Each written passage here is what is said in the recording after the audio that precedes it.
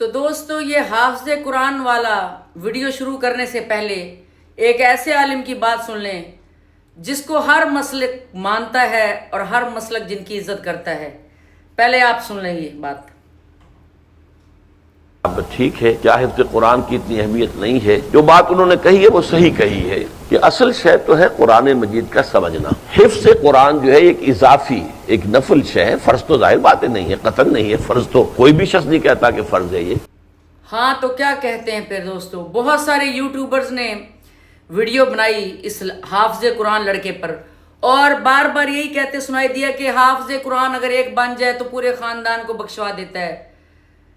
اب یوٹیوبروں کا دیکھیں دوستو یہ حال ہے کہ ان کو اتنا سا بھی دین نہیں پتا کہ وہ لوگوں کو یہ بتا سکیں کہ یہ غلط بیانی کر رہے ہیں، غلط بات کر رہے ہیں. حافظ قرآن کہاں، وہ تو خود بھی اپنے آپ کو نہیں بخشوا سکتا. جس کو لفظوں کے مطلب نہیں پتا، جسے لفظ یہ نہیں پتا کہ اس قرآن میں اللہ تعالیٰ کیا فرما رہا ہے، جسے یہ تک فہم نہیں، وہ بھلا اس کے کیا فائدہ اس کے حفظ کرنے کا. یہ تو ایسے ہی ہے کہ بس کسی ٹیپ ریکارڈر کو چلا دو اور اس میں کوئی اور ہی زبان کو فرانسیسی زبان میں آپ کے پاس کوئی چلا دے. کیا سمجھ آپ کو آئے گی کہ کیا وہ زبان ہے اور کیا وہ اس میں بتایا جا رہا ہے، کیا خبر دی جا رہی ہے. تو قرآن بھی ایک خبر ہے اللہ کی. جب آپ کو سمجھ ہی نہیں آئے گی، اگر اس کو سمجھ آتی تو یہ لڑکا اس طرح کا کام کرتا، ہم جنس پرستی کرتا، یا جتنے بھی اس طرح کے لوگ ہیں جو غلط کام کرتے ایسے کرتے. سوچیں ضرور، یہ یوٹیوبر بھی سوچیں جن کو سمجھ نہیں. Okay, let's go.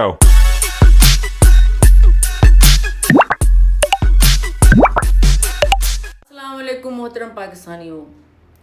آج جس کیس پر میں آپ سے بات کرنا چاہتی ہوں وہ کیس پہلے بھی ڈسکس ہم نے کیا، لیکن اس کی تفصیل اور اس کا نتیجہ وہ جو ہے نا اس پہ بات نہیں کی، کیونکہ دوستو ہر کیس نہ ایک نتیجہ دے کے جاتا ہے. جو عام لوگوں کے لیے پاکستان میں جو عام لوگ رہتے ہیں، اللہ نہ کرے کہ ایسے واقعات آپ کے ساتھ ہوں، ہمارے ساتھ ہوں، یا کسی کے ساتھ بھی ہوں، لیکن ایسے واقعات پہ بات کرنا بہت ضروری ہے. یہ ضروری نہیں ہے کہ آپ کو نیشنل ٹی وی کے لوگ خبروں میں بتائیں یا کوئی وہ لوگ جو کرائم کے پروگرام کرتے ہیں وہی آپ کو بتائیں. نہیں، یہ عام انسان کا مسئلہ ہے، عام انسان کی سیکیورٹی کا مسئلہ ہے. اس پر ہر بندے کو بات کرنی چاہیے، چاہے وہ اداکار ہو، فنکار ہو، کامیڈین ہو، کوئی جاب کرتا ہو، کوئی بھی ہو، اسے اس مسئلے پہ بات کرنی چاہیے دوستو. کیونکہ نا ہم بہت سارے رشتوں پر اندھا یقین کر لیتے ہیں، خون کے رشتوں پر. اور جبکہ دوستو میں اکثر یہ شعر پڑھتی ہوں کہ میں کس کے ہاتھ پہ اپنا لہو تلاش کروں، میں کس کے ہاتھ پہ اپنا لہو تلاش کروں، تمام شہر نے پہنے ہوئے ہیں دستانے. تو دوستو بات یہ ہے کہ اس پر اب بات میں دوبارہ کروں گی، پہلے کی تھی لیکن اتنی ڈیٹیل سے نہیں کی تھی. آپ کو معلوم ہوگا اچھے طریقے سے کہ تھانہ لیا کی حدود میں یہ واقعہ ہوا، جہاں حافظ قرآن بیٹے نے اپنے باپ کو بے دردی سے مار دیا.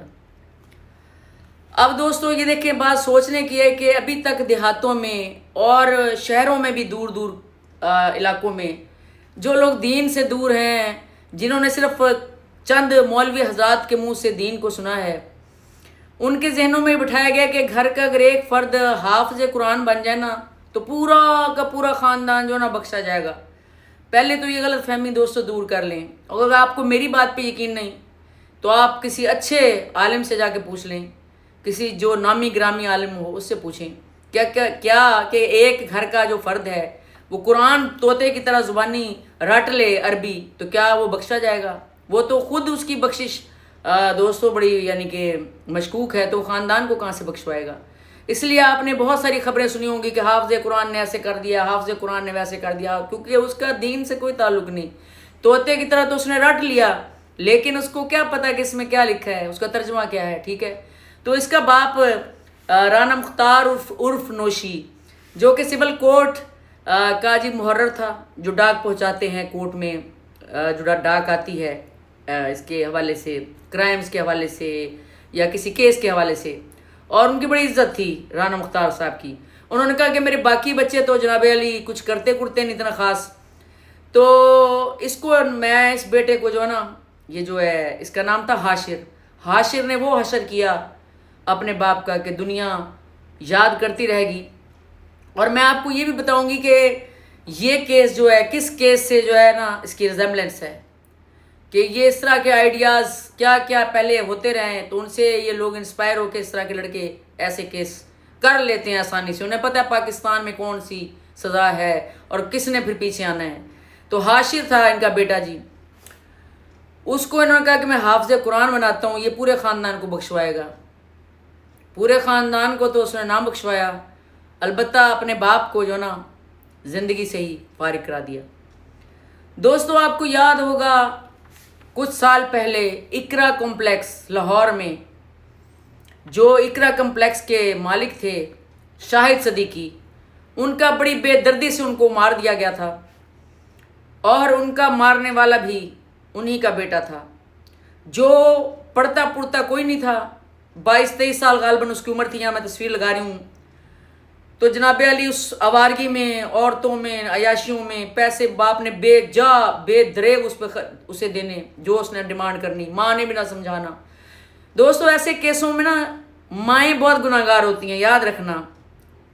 کبھی آپ نے سنا ہے کہ کسی باپ کو بیٹے نے مار دیا اور ماں نے کہا ہو کہ نہیں اس نافرمان بیٹے کو سزائے موت نہ سہی، لیکن کم از کم 10-11 سال جو ہے نا اس کو جیل کی چکی ضرور پسوانی چاہیے جج صاحب، کیونکہ اس نے باپ کو اور میرے شوہر کو دنیا سے رخصت کر دیا ہے، جس نے ساری زندگی کما کے مجھے موجیں کرائی ہیں. کبھی کسی عورت نے کہا ہے؟ ٹھیک ہے، یہاں پر بھی یہی کیس ہوا ہے اقرا کمپلیکس میں کہ اس لڑکے کی ماں نے الٹا اس لڑکے کو نکلوا لیا، سب کو خرید لیا. اس لڑکے نے بھی جھوٹے بیان دیے، پھر وہ وکیل بھی خریدے ہوئے، آپ کو پتہ ہے سب کچھ اس نے، محض کس لیے کہ وہ بھی عیاشی سے اس کو روکتا تھا. ٹھیک ہے، لوگ کہتے ہیں کہ جی اس کے باپ نے 2 نمبری سے کمپلیکس بنایا، جو کیا وہ کیا، لیکن یہ جسٹیفائی نہیں کرتا اس لڑکے کو، کیونکہ لڑکا خود آوارہ تھا، تو یہ نہیں کرتا کہ وہ اپنے باپ کو اس طرح سپاری دے دے اپنے باپ کی. اور وہ بھی اسی طرح اپنے باپ کے جنازے میں اتنا رویا، اور اس نے خود نماز جنازہ پڑھایا، جو آتا تھا چیخیں مار مار کے روتا تھا. اور پولیس نے پھر جج کر لیا کہ جو اتنی چیخیں مار مار کے رو رہا ہے نا یہی مجرم ہے، کیونکہ چیخیں زیادہ مار کے اوور ایکٹنگ کرنے والا پکڑا جاتا ہے. تو دوستو اس واقعے میں بھی یہی ہوا سیم ٹو سیم، کہ یہ جو لڑکا ہے نا اپنے باپ کے جنازے میں چیخیں مار مار کے رویا اور کہا میں نے نماز جنازہ پڑھانی ہے، اور اتنا رو رو کے جا کے پولیس تھانے پہنچ گیا کہ جلدی میرے باپ کے قاتل کو ڈھونڈا جائے. اچھا جی، پھر بات یہ کہ اب اس کی تفتیش کیسے ہوئی، اس لڑکے کی، یہ جو حافظ قرآن صاحب تھے ان کی تفتیش کیسے ہوئی، کہ پولیس نے بہت پوچھا گوچھا، ساری ٹیمیں شیمیں آ گئی وہاں جہاں یہ واقعہ ہوا، نہر کے اندر، نہر کے کنارے سے اس نے پھینکا. تو جناب علی وہاں نہر کے آس پاس ہی ایک دکان تھی جہاں CCTV کیمرہ بھی تھا. تو پولیس نے دکاندار سے پوچھا کہ اس تاریخ کو اور اس ٹائم پر آپ نے، انہوں نے کہا ہاں جی ہم نے یہ حاشر سمیت رانا مختار کو جاتے ہوئے یہاں سے دیکھا ہے. تو جناب علی اسی وقت پولیس کو تو پہلے سے شک بھی تھا، کیونکہ ایسے واقعات تو بہت زیادہ دوست ہو رہے ہیں. انہوں نے فوری طور پہ اس کو حاضر کیا، اس لڑکے کو، اور کہا ہاں بھائی تم تو ساتھ تھے اپنے باپ کے اس رات. اس نے کہا نہیں میں تو میلے میں گیا ہوا تھا، میرے دوستوں سے پوچھا گیا. انہوں نے کہا جی میلے میں آیا ضرور تھا لیکن تھوڑی دیر کے لیے، لیکن جب یہ آیا تھا تو اس کے اوپر مٹی سے اس کے کپڑے ہٹے ہوئے تھے اور خراشیں تھی اس کے اوپر، اور خون کے چھینٹے وغیرہ کپڑوں پر. تو جب یہ باتیں کی نا تو اس کا رنگ اڑ گیا. تو پولیس تو چیک کر لیتی ہے. پھر پولیس نے جناب علی سے خوب ڈنڈا سوٹا جب لگایا نا اس حاشر صاحب کو، وہ حشر کیا کہ پھوٹ پڑا. اس نے کہا ہاں بھی محبت بتاؤ طبیعت سے ذرا کیا ماجرا ہوا. اس نے کہا ماجرا یہ ہوا کہ میرا باپ جو ہے نا محرر تو تھا، اس کے ساتھ اسے نا بکرے خریدنے کا، بکرے بیچنے کا شوق تھا. میں نے اسی چیز کا فائدہ اٹھایا اور بکرے کا جھانسا دے کے اپنے باپ کو لے گیا، اور پسٹل میرے ایک دوست نے مجھے فراہم کر دی، اور میں نے پھر چلتے موٹر سائیکل پر اپنے باپ کا کام تمام کیا اور اس کو نہر میں دھکا دے دیا اور خود بھی گر گیا ساتھ ہی چلتے موٹر سائیکل پر. تو وہاں سے جناب علی باپ کے جیب میں 30,000 روپے تھے، کیونکہ بکرے دلوانے کا بہانہ تھا اور فون تھا، وہ اس نے غائب کر دیا اور اس کو ڈکیتی کا کیس ثابت کرنے کی کوشش کی تھی، یہ اس نے بتا دیا. اچھا مین معاملہ اب کیا تھا؟ اب اس کے پاس تو پیسہ بھی نہیں تھا، محرر صاحب کے پاس، ان کی بڑی عزت تھی وہاں پر محرر صاحب کی. ٹھیک ہے، اب جناب علی جو بات آپ سنیں گے نا دوستو آپ کو بڑا دکھ ہوگا، تکلیف ہوگی، کہ پہلے تو یہ لوگ سنتے تھے کہ لڑکی کے پیچھے باپ کو مار دیا، عیاشیوں کے پیچھے، دولت کے لیے اور اس کے لیے، لیکن آپ سن کے حیران ہوں گے کہ اس لڑکے نے کہا کہ میرا باپ مجھے سجاد عرف سجی نامی لڑکے سے عشق ہو گیا تھا اور میں اس کے بغیر نہیں رہ سکتا تھا، اور میرے باپ نے مجھے سختی سے منع کر دیا کہ اس کے ساتھ تم نے نہیں بیٹھنا، یہ اسلام کے خلاف ہے۔ اچھا اب کیسی بات ہے کہ حافظ قرآن بیٹا ہے اور باپ بتا رہا ہے کہ یہ اسلام کے خلاف ہے، نجائز تعلقات، لوتی تعلقات، قوم لوت والے۔ تو اس سے ثابت یہ ہوا کہ محافظ قرآن ہونا چاہیے، قرآن کو سمجھنے والا، قرآن کی تفسیروں کو سمجھنے والا پاک باز ہوتا ہے، طوطے کی طرح رٹنے سے کچھ نہیں ہوتا دوستو۔ اور یہ متھ جو ہے نا لوگوں نے خود بنائی ہے، پورے قرآن میں یہ کہیں نہیں لکھا ہوا، نہ کوئی رسول اللہ کی حدیث ہے کہ بھی اس میں لکھا ہو کہ بھی قرآن طوطے کی طرح رٹ لے گا وہ اس کا پورا خاندان اور وہ بخشا جائے گا، نہیں ایسی بات نہیں ہے، اس کو ذہن سے نکال لیں۔ تو جناب علی پولیس ہکی بکی رہ گئی کہ لڑکے کے عشق میں اس نے یہ کام کیا، تو باپ کو کہاں گوارا تھا؟ باپ نے جب منع کیا تو اس نے یہ سجاد عرف سجی کے پاس گیا، وہ پہلے ہی کریمنل لڑکا تھا، اس نے کہا لے بھی یہ تو پکڑ پستول اور اس باپ کو اپنے اور میرے درمیان سے نکال دے۔ جناب علی اس نے ایسے کیا، ایک لڑکے کے عشق میں قوم لوت والا اس نے کام کیا اور اپنے باپ کو رستے سے ہٹا دیا۔ اس لیے میری تمام ماں باپ سے ایک گزارش ہے کہ اپنے بچوں پر نظر رکھیں، چاہے جتنا مرضی دین کا کام کرتے ہوں، چاہے جتنے مرضی وہ اچھے ہوں، لیکن ان کے اٹھنے بیٹھنے پر اور دیکھیں کہ ان کی سنگت کیسی ہے۔